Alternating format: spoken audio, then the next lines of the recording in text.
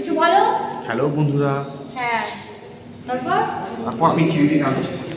তারপর দুপুরবেলা তোর কেমন লাগলো বল রোদে?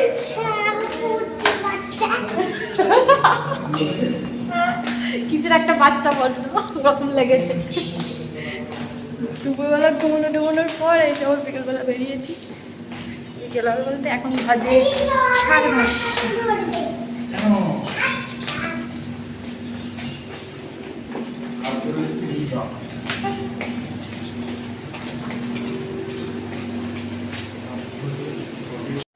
নমস্কার সবাইকে।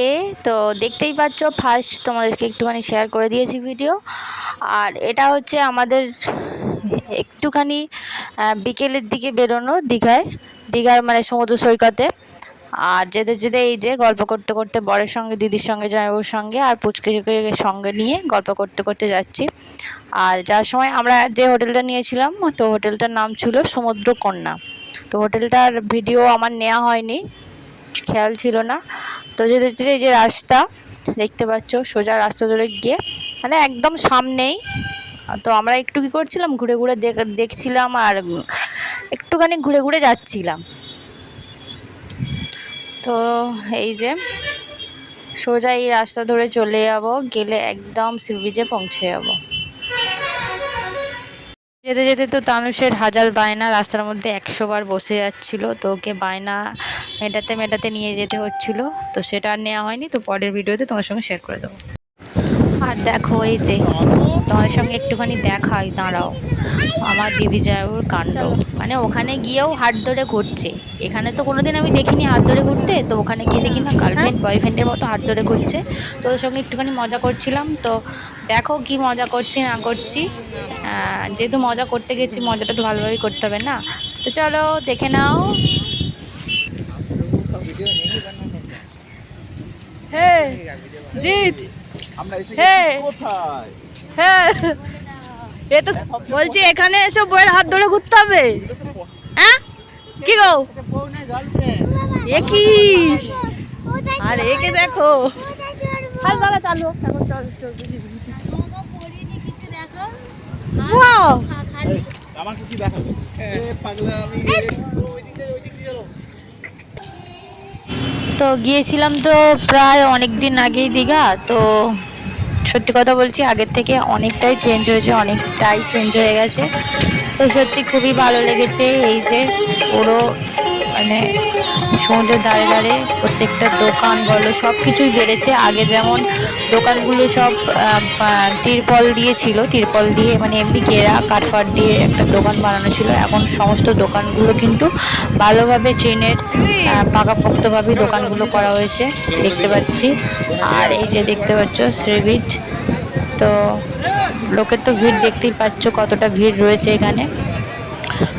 তো মনে হয় আর একটু বেটার হতো যদি ওয়েদারটা একটুখানি ঠান্ডা ঠান্ডা থাকতো, তবে ভালো লাগতো। কিন্তু প্রচণ্ড গরম ছিল যেহেতু, আর বিকেলটা সেরকম গরম গরম মনে হচ্ছিল না।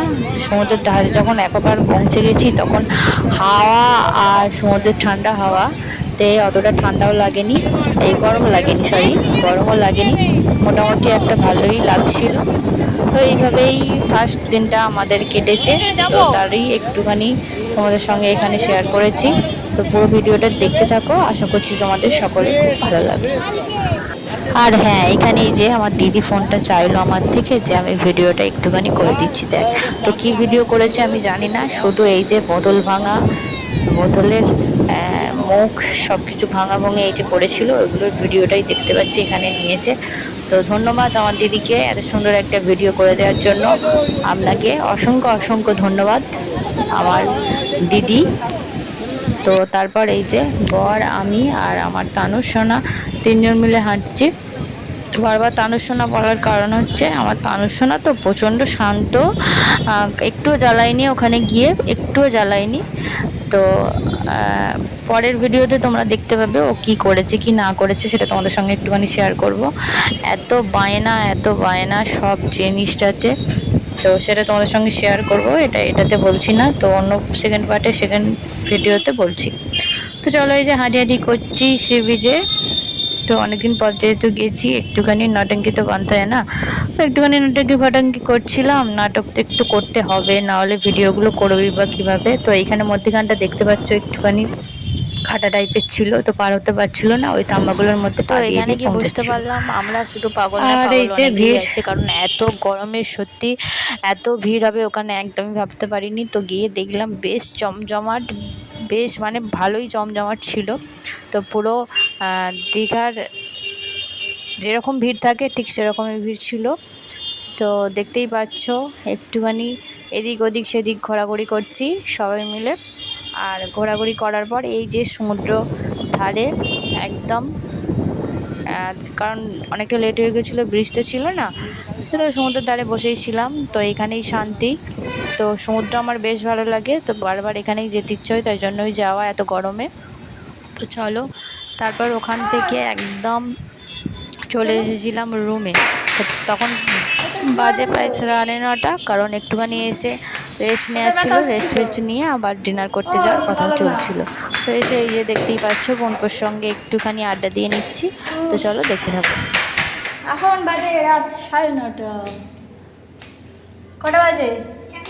আমার শুনে চুলে বলে দিল, ঘড়ি দেখতে পারে না, কিছু নয়, এই ছেলেটা ঘড়ি দেখতে পারে না।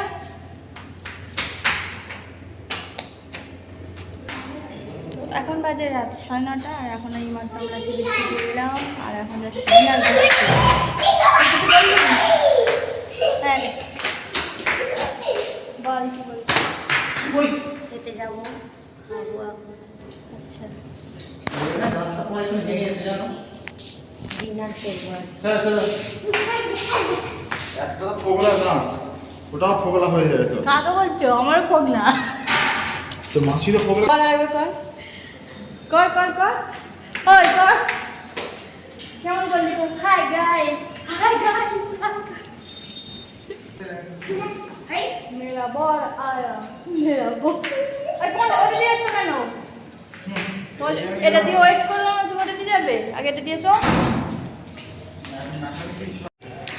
চলো এই সময় একটু দেখিয়ে দিই বিকেলের কাণ্ড।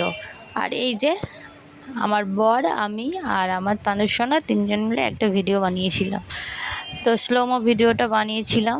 তো এটা এখনও এডিট ফেডিট সেরকমভাবে করা হয়নি, তো এটা একটুখানি তোমাদের সঙ্গে শেয়ার করে দিলাম। তো চলো বন্ধুরা, দীঘার আজকে ফার্স্ট ডেটা তোমাদের সঙ্গে শেয়ার করলাম।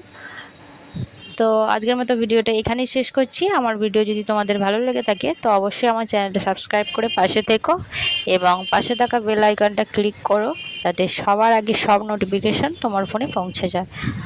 তো দেখা হবে নেক্সট ভিডিওতে। ততক্ষণ সবাই সুস্থ থেকো, ভালো থেকো, আর ভগবানের কাছে এটাই প্রার্থনা করি। তো চলো, টাটা, সবাই খুব ভালো থেকো।